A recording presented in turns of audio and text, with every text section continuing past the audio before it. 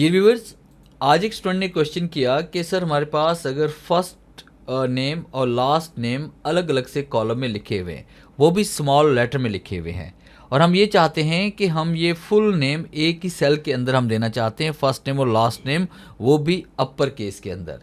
तो इसके लिए कोई ऐसा फॉर्मूला है?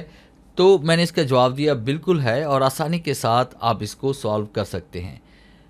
Welcome to Falcon computer academy, मैं हूं केवल विजय। तो इसी प्रॉब्लम को आज हम सॉल्व करने वाले हैं। तो इसके लिए आपने क्या करना है, एक छोटा सा फॉर्मूला यहाँ पे हम इसमें ऐड करेंगे। इज इक्वल टू आपने राइट करना है।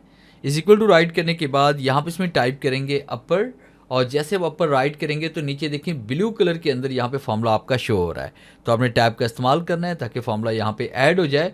फिर उसके बाद आपने कॉनकैटिनेट का फंक्शन यहाँ पे यूज़ करेंगे, और उसके बाद आप इसको सिलेक्ट करें, टैब का इस्तेमाल करें ताकि फॉर्मूला यहाँ पे ऐड हो जाए।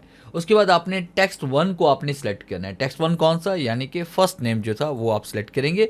फिर उसके बाद आपने कॉमा देना है। कॉमा देने के बाद फिर आपने इन्वर्ट कॉमा देना है, उसके बाद स्पेस देंगे, फिर उसके बाद इन्वर्ट कॉमा।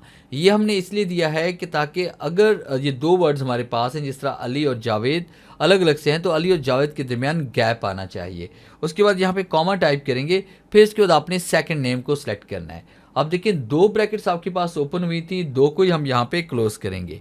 दो ब्रैकेट्स को क्लोज करने के बाद जैसे एंटर प्रेस करेंगे तो ये देखिए हमारे पास ये जो नेम है फर्स्ट एंड सेकंड नेम वो एक साथ भी आ चुके हैं, और वो कैपिटल लेटर के अंदर आ चुके हैं। आज को जैसे हम ड्रैग करेंगे तो तमाम के तमाम नेम आपके पास एक ही कॉलम में आ जाएंगे, एक ही सेल में आ जाएंगे, और इस तरह से जो है ना आप इनको कैपिटल लेटर में भी शो करवा सकते हैं।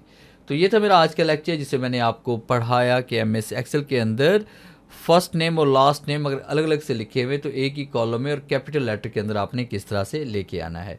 उम्मीद है आज के इस लेक्चर में ज़रूर कुछ नया सीखने को मिला होगा। वीडियो अच्छी लगी है तो इसे लाइक कीजिए और अपने दोस्तों के साथ शेयर कीजिए। मिलते हैं हम नेक्स्ट लेक्चर में, तब तक के लिए गुड बाय।